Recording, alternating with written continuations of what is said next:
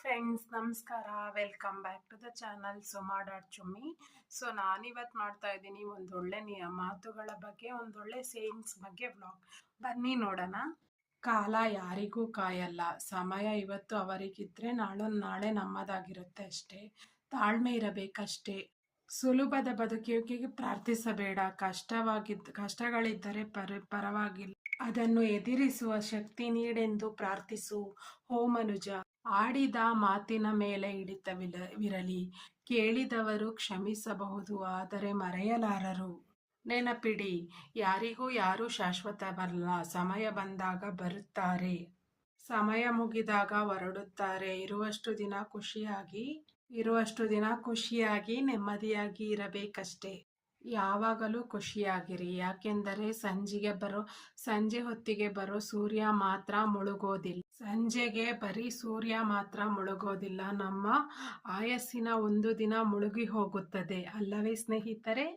ಅವಮಾನಗಳನ್ನು ಎದುರಿಸುವ ಸಾಮರ್ಥ್ಯವಿದ್ದರೆ ಸನ್ಮಾನಗಳನ್ನು ಸ್ವೀಕರಿಸುವ ಯೋಗ್ಯತೆ ಬಂದೇ ಬರುತ್ತದೆ. ಯಾರ ಮಾತಿಗೂ ನೀ ಚಿಂತಿಸಬೇಡ, ಯಾರ ನಂಬಿನೇ ಬದುಕಬೇಡ, ಅವಮಾನಗಳಿಗೆ ಚಿಂತಿಸಬೇಡ.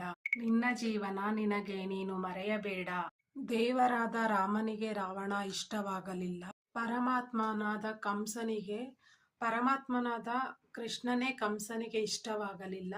ಹಾಗಿದ್ದರೆ ಹುಲುಮಾನವನಾದ ನೀನು ಎಲ್ಲರಿಗೂ ಇಷ್ಟವಾಗಿ ಬದುಕುತ್ತೀಯ ಎಂಬ ಮಾತಿನಲ್ಲಿ ಅರ್ಥವಿಲ್ಲ. ಅದು ಪೂರ್ಣ ವ್ಯರ್ಥವೇ. ದೇಹವನ್ನು ಹಾಳು ಮಾಡುವ ಮನಸ್ಸು, ವ್ಯವಹಾರ, ಆಲೋಚನೆಗಳನ್ನು, ಆಹಾರ ಮತ್ತು ಮನಸ್ಥಿತಿಯನ್ನು ಹಾಳು ಮಾಡುವ ಜನರಿಂದ ಯಾವಾಗಲೂ ದೂರವಾಗಿರಿ. ಜೀವನ ಬಸ್ಸಿನ ಪ್ರಯಾಣವಿದ್ದಂತೆ. ಓಡುವಾಗ ಬಹಳ ಗಾಳಿ, ನಿಂತಾಗ ಬಹಳ ಸೆಕೆ. ವಿಶೇಷವಾಗಿ ಏನು ಹೇಳಲಿ, ವಿಶೇಷ ನೀನೇ ನಿನ್ನ ಬಾಳಲಿ. ದೇವರಲ್ಲಿ ನಾನೇನು ಬೇಡಲಿ, ಪರವಾಗಿ ನಿನ್ನನ್ನು ಕೊಟ್ಟಿರುವ ನನ್ನ ಬದುಕಲಿ.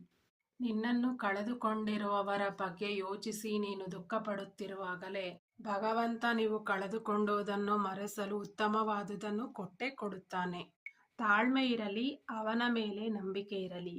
ಸೊ ಫ್ರೆಂಡ್ಸ್, ಲೈಫಲ್ಲಿ ಪಾಸಿಟಿವ್ ಆಗಿರಿ. ಸೊ ಏನೇ ಸರ್ಕಮ್ಸ್ಟೆನ್ಸ್ ಬಂದರೂ ಎದುರಿಸುವಂಥ ಒಂದು ದಿಟ್ಟ ನಿರ್ಧಾರ, ಒಂದು ಸದೃಢ ನಂಬಿಕೆ, ಕಾನ್ಫಿಡೆನ್ಸ್ ಇಟ್ಕೊಳ್ಳಿ. ಸೊ ನಾನು ಇದು ಹೇಳ್ತಾ, ಇವತ್ತಿನ ಮೊರಲ್ ಸ್ಟೋರೀಸ್ ಹೇಳ್ತಾ, ಸೊ ಇದನ್ನು ಇವತ್ತು ವೈಂಡ್ ಅಪ್ ಮಾಡ್ತಾ ಇದ್ದೀನಿ. Tata. Take care. Suma. Bye bye. ಮತ್ತು ಸಬ್ಸ್ಕ್ರೈಬ್ ಮಾಡಿ, ಶೇರ್ ಮಾಡಿ, ಕಾಮೆಂಟ್ ಮಾಡಿ. Thank you. ಬಾಯ್.